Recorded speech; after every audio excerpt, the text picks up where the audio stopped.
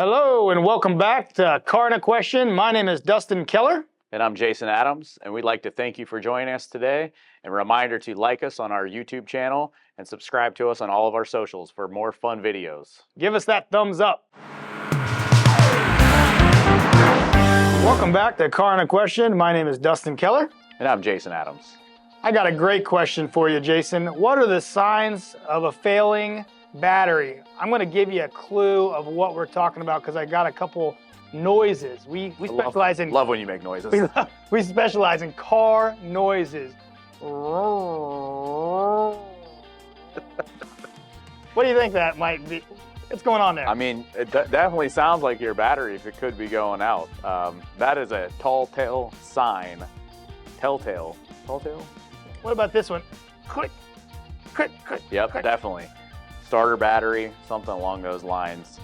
Okay. In today's world, we typically are using two types of batteries, where we have an AGM battery, which is the newer battery, or we have our older style battery, which we've been using for 30 plus years. And if you get that or that click, click, that's definitely a sign of one of the older batteries going bad.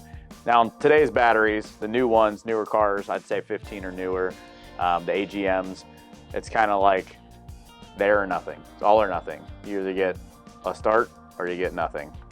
And the Napa batteries that we sell carry a standard 2-year free replacement, and you can get one up to 3 years free replacement. So I always tell people too, if they're getting those noises, click, click, I said go under the hood, see if you can find the sticker that's always on the battery. When was that battery born? And if it was born within 2 years, you probably got coverage, and we can get that replaced under warranty. And if it's 2 years or older, we always recommend a battery, because what's worse than coming out to your car and it not starting? Nothing. I don't know anything. Nothing. I don't know anything.